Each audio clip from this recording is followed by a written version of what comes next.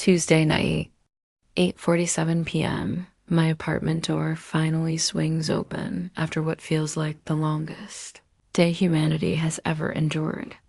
Client calls, pixel tweaks, back-to-back meetings about interface changes that absolutely no one truly needs. All I want is a scalding shower and maybe the leftover Chinese sitting in my fridge. My keys slip through my tired fingers. The phone rings. Mom, Rosalind. Her voice sounds off tonight flat, rehearsed like she's reading from cue cards. Your father and I have decided. Sloan is moving back to Asheville. We need you out of the house by the weekend. The 4-bedroom house, the one I've poured my life into, is suddenly being reassigned like a corporate memo. My keys hit the hardwood with a metallic crack that echoes like a gunshot. I grip the doorframe, certain I've misunderstood a key sentence somewhere. I'm sorry, what? You heard me. Blythe's tone sharpens with that familiar impatience she reserves exclusively for whenever I dare question her decrees. Sloan needs stability. A home to start her family. You work remotely. You can live anywhere. My mouth opens, but nothing comes out. The house I saved. The house I've been restoring for 6 years, weekends, nights, paychecks, scraped knuckles, and overtime hours. The house I lived in specifically to help them cover bills and upkeep because they said they couldn't manage alone. My voice squeezes out, smaller than expected. The house I spent 6 years fixing.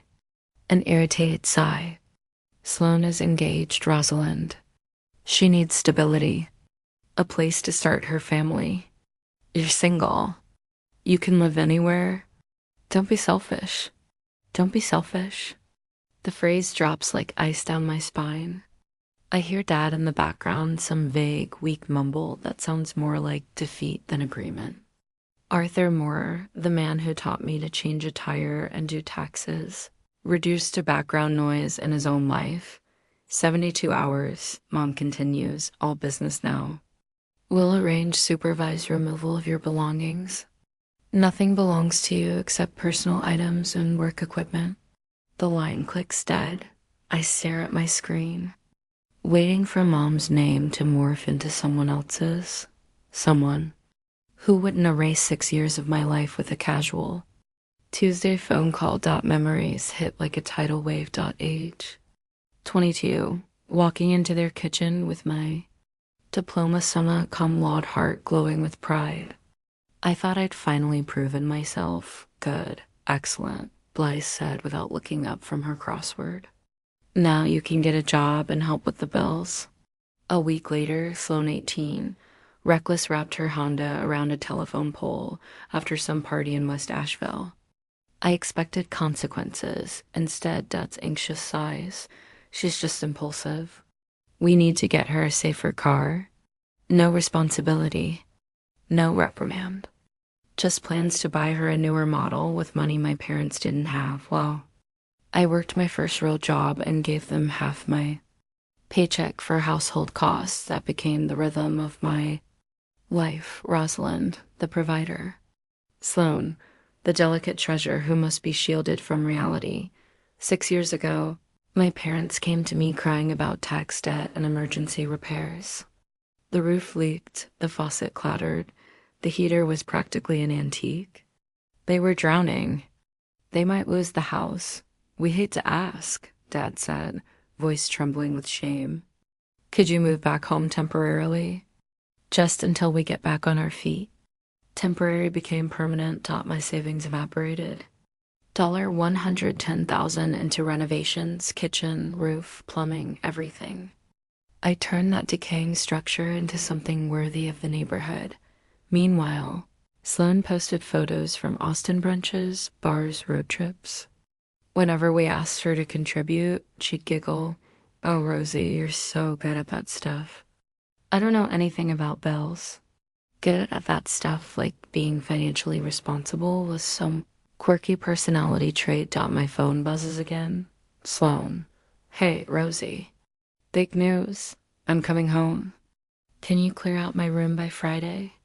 I need space for my fiance. And leave the big TV in the living room, okay? I love that one.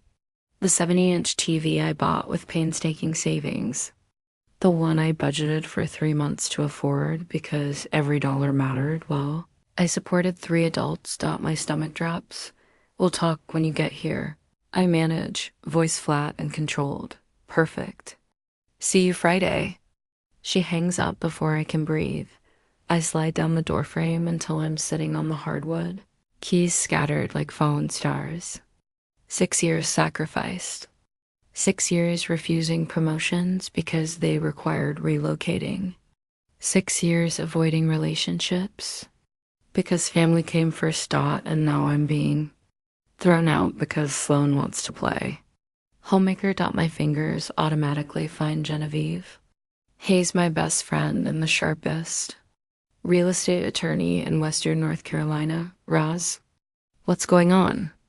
Jean's voice slices through the panic she always hears. Danger instantly. My parents gave me 72 hours to move out.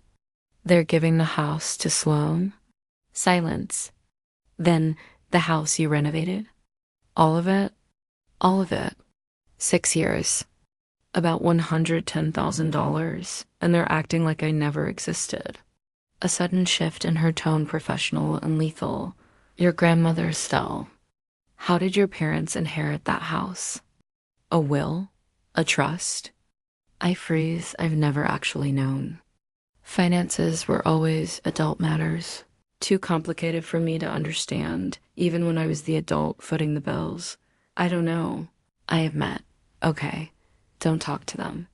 Don't text Sloan. Send me every document, insurance, utilities, anything with that address. I'm going to the county records office first thing tomorrow. For the first time tonight, hope sparks in my chest. Jen? Yeah. What if they're right? What if I'm being selfish? A beat. Then her voice turns to steel. Rosalind. Selfish people don't sacrifice 6 years of their lives to save someone else's house.